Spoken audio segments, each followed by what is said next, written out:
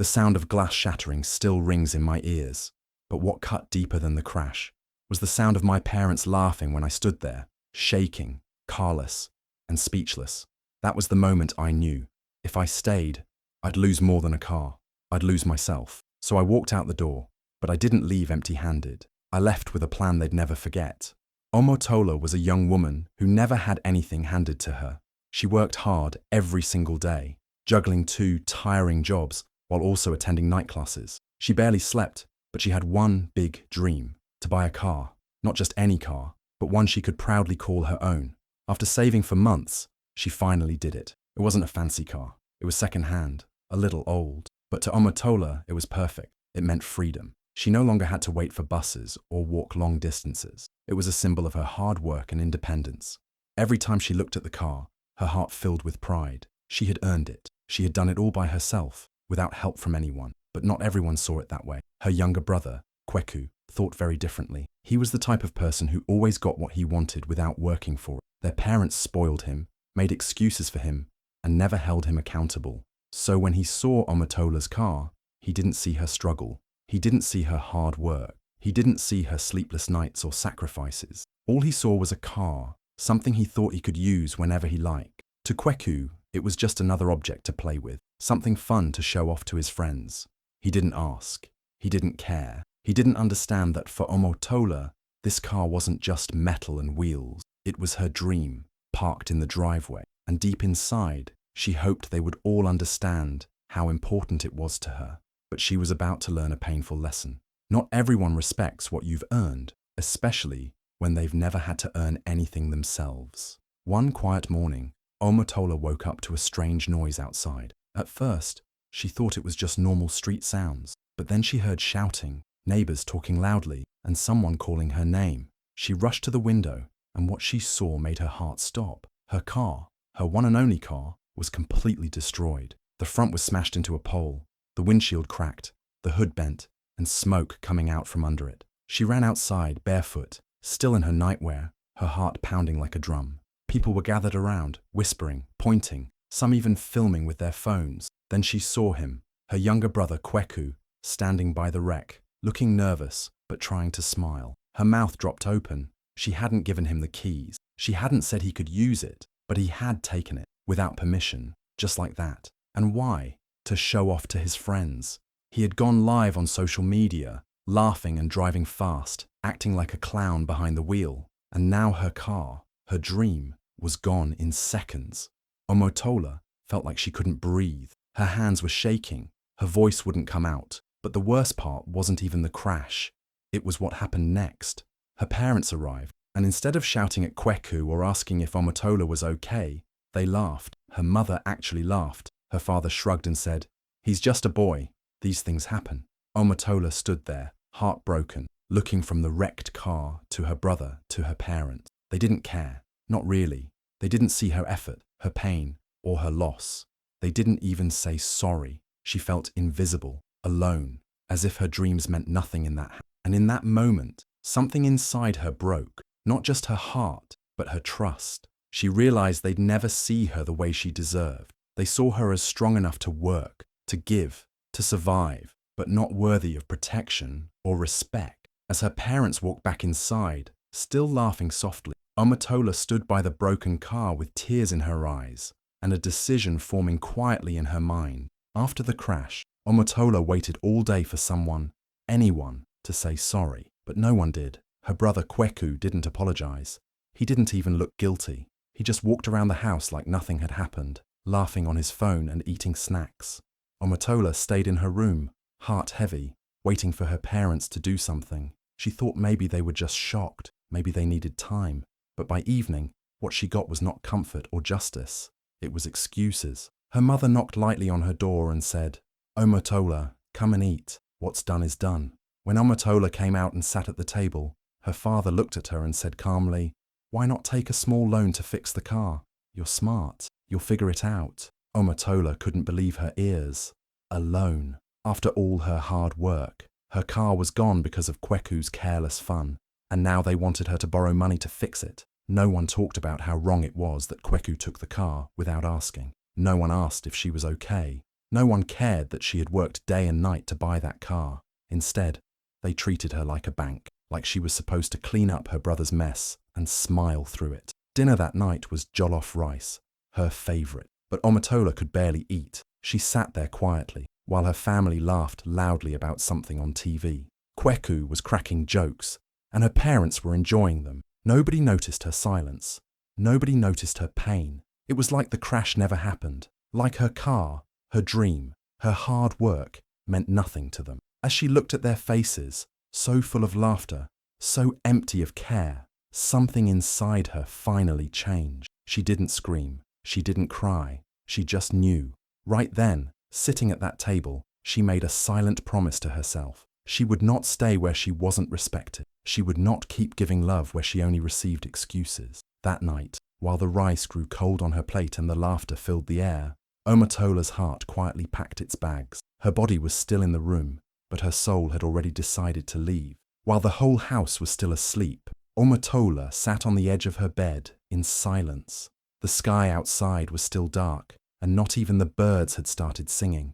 Her bag was packed the night before. Just a few clothes, her laptop, and one small locked folder she always kept safe. That folder held her ideas, her dreams, her plans, things no one in that house ever cared to ask about. She moved slowly, carefully, like she didn't want to wake the walls. She didn't cry. She had already done all her crying.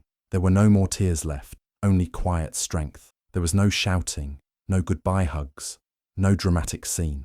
She didn't want any of that. She just wanted peace. Real peace. The kind that doesn't come with conditions or fake love. On her bed, she left a simple note. It wasn't angry or harsh. It was honest. In her neat handwriting, she wrote, "I loved you enough to hope you'd treat me like family. But now, I will go where love isn't a favor. It's a fact." That was it.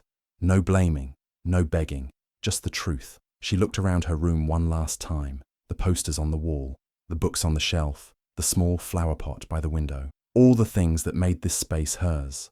But even with all these, it never felt like home. Not really. A home is where you are seen, where your heart is safe. And she never felt safe here. Not with people who laughed at her pain. Not with people who expected her to always give, but never receive. She walked out quietly, her slippers making soft sounds on the tiles. She paused at the door, listening to the silence one last time. Then she stepped out, closing the door gently behind her. The house was still asleep, but when they woke up, they'd find the note. They'd see the empty bed. And maybe, just maybe, they'd finally feel what she had been feeling all along, alone. Omotola didn't know exactly where she was going, but she knew she was walking towards something better. A life where she wouldn't be laughed at for hurting. A place where her dreams wouldn't be crushed under someone else's carelessness. She didn't leave to run away. She left to find herself, and this time, she wasn't coming back to beg for space. She was going to build her own. When Omotola arrived in the new city, everything felt strange and unfamiliar. The busy streets, tall buildings and noise were nothing like her quiet neighborhood. She had no family here, no friends, only a small hope that things could be different. But she wasn't ready to give up. She had dreams, and she was determined to chase them, no matter what. One afternoon, while trying to find a quiet place to work on her laptop, she ran into Kofi. He was someone she had helped back in university, a shy tech student she once tutored. Kofi had always been kind and smart, and now, years later, he was working as an engineer at a tech company. When he saw her, his face lit up with surprise and warmth. He didn't judge her for being new or struggling. Instead, he listened. Kofi invited her to stay at his small apartment until she got settled. It wasn't much, but it was safe. Omotola felt a spark of hope again. For the first time in a long time, she felt seen. Kofi believed in her. He told her about a startup incubator program he was involved in, a place where new ideas get a chance to grow with support and funding. He said, "If you have a plan, I want to help you share it." That night, Omotola took out the small locked folder she had carried all along. Inside was her secret project, a prototype for a ride-sharing app designed by women, for women. It was her idea to create safer, more reliable transport options for women in cities like hers. She had spent months dreaming it, sketching it, learning how to build it on her own.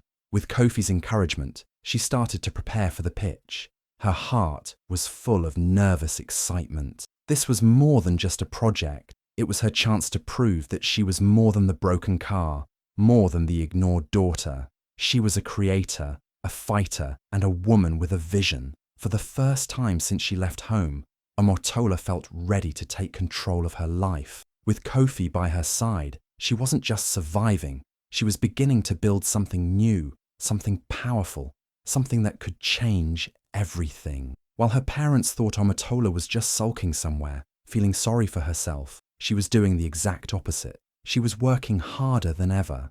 Every day and night, she sat in Kofi's small apartment with her laptop, teaching herself how to code. She watched videos, read books, and practiced building her app little by little. It was tough. Sometimes she felt like giving up, but the memory of her parents laughing at her pain pushed her forward. That laughter burned in her mind, and she promised herself she would never let them see her broken. She started reaching out to investors, people who might want to help fund her idea.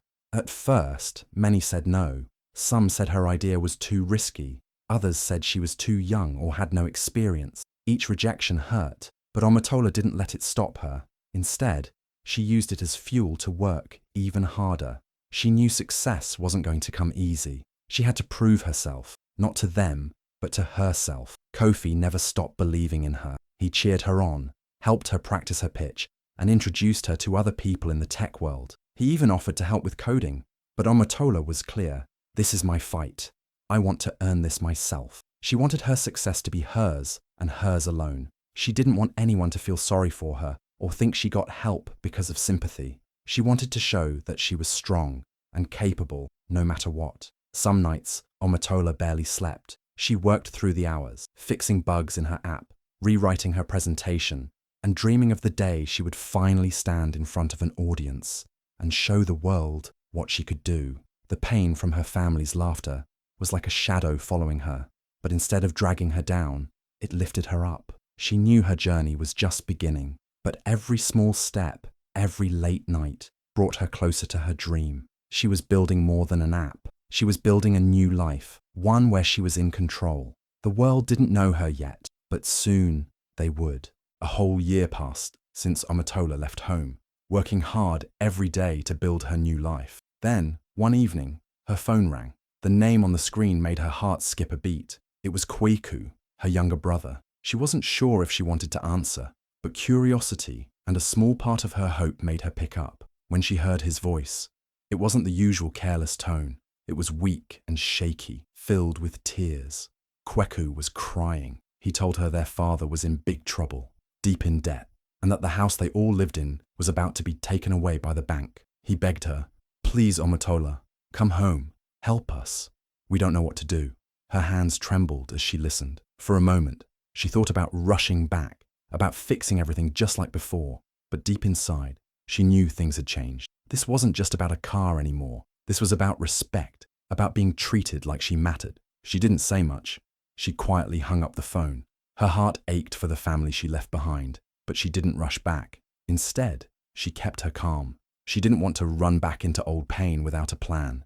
She remembered all the times they laughed at her, ignored her dreams, and took her love for granted. This was her moment, and she would wait for it. Omotola wasn't the same scared girl anymore. She was stronger, wiser, and ready. She had built something with her own hands, a future no one could take away. She knew if she came back now, it would be on her terms.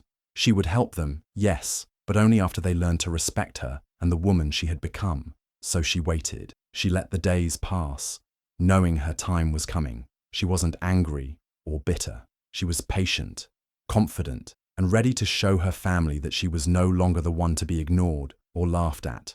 Her brother's call didn't break her. It reminded her why she left and why she had to come back stronger. The moment was close, her moment to shine, to teach them a lesson they would never forget. When Omotola finally returned to her old neighborhood, it wasn't the scared girl anyone remembered. She didn't come back with anger or bitterness. Instead, she arrived in a shiny new car, with her company's name boldly printed on the side. The car was clean, polished, and looked nothing like the broken-down ride she once owned. It was a symbol, proof that she had made it on her own. As she pulled up to the old crumbling gate of her parents' house, Neighbors started to come out of their homes. People whispered and stared, surprised to see her back. The same street that once ignored her now stopped to watch.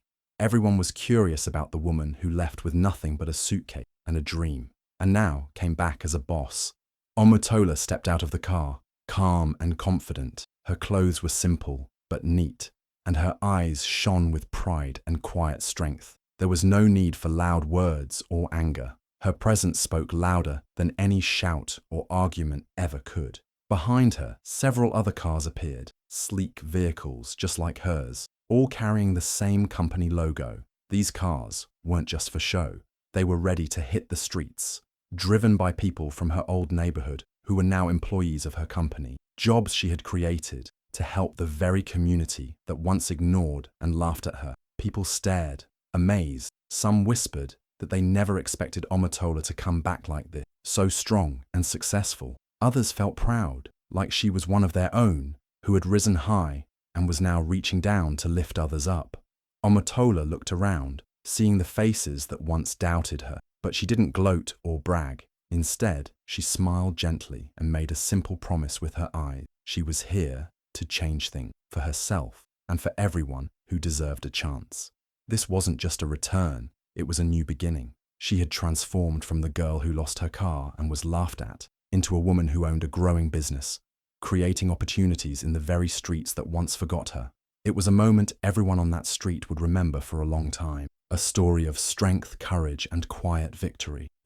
That evening, when Omotola entered her childhood home, the air was thick with a mix of hope and regret. Her mother had prepared her favorite dish, jollof rice, perfectly spiced and fragrant, hoping that the familiar smell would soften Omotola's heart. The warm, comforting aroma filled the room, but for Omotola, the meal tasted bitter. It reminded her of all the times she had been ignored, laughed at, and pushed aside. Her mother looked at her with pleading eyes, trying to reach out, but Omotola remained calm and quiet. There were no angry words from her, only a gentle, polite smile. Across the table, her father sat silently. No loud apologies came from him, no promises made with words. Instead, his eyes lowered in shame. The proud man she once knew now seemed small, weighed down by regret and unspoken sorrow. Kweku, her younger brother, who had once crashed her car without a care, was now a shadow of himself. Unemployed and humbled, he avoided looking Omotola in the eyes. The confident boy who once dismissed her struggle now seemed lost and uncertain, swallowed by the consequences of his actions and their family's hardship. Omotola didn't speak much that night. Instead, after finishing a small portion of the meal, she reached into her bag and pulled out a thick envelope. Slowly, she slid it across the table toward her father. Inside was a contract, the deed to the family house. She had bought it, paid for it with her own hard-earned money, and put it in her name. The room went silent. The weight of that simple act filled the space between them. It was more than just a piece of paper. It was a message. Omotola was showing them that she had changed the rules. No longer would she be taken for granted or ignored. This house, the place that once sheltered her pain and neglect, was now hers to protect or walk away from. Her smile stayed polite but firm. She wasn't there for revenge or to gloat.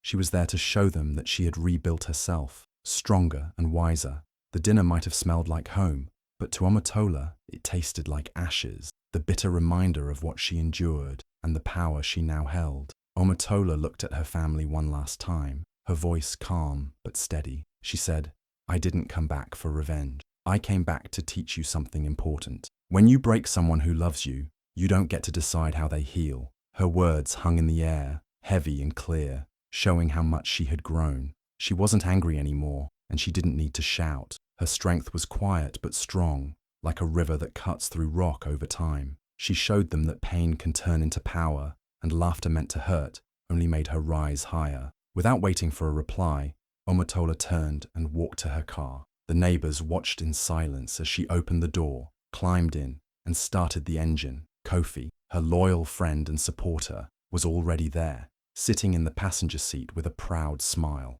They both smiled, not because of revenge or bitterness, but because Omotola had rebuilt herself quietly, day by day, while others laughed. Her success was louder than their mockery. It was proof that she had the power to change her story. As the car rolled away from the house, leaving behind the past, Omotola felt free. She wasn't just driving away from a broken family or a painful past. She was moving toward a future she created with her own hands. This was the lesson her family would never forget. Never underestimate the strength of someone who loves deeply, and never try to control how they heal, because sometimes the strongest comeback isn't loud. It's the silent rise of someone who refused to be broken. If you've ever felt hurt or underestimated, remember Omotola's story. It's proof that your comeback can be stronger than their laughter. Share this video with someone who needs to hear it, and hit follow for more stories that inspire and empower. Your time to rise is now. Blast off.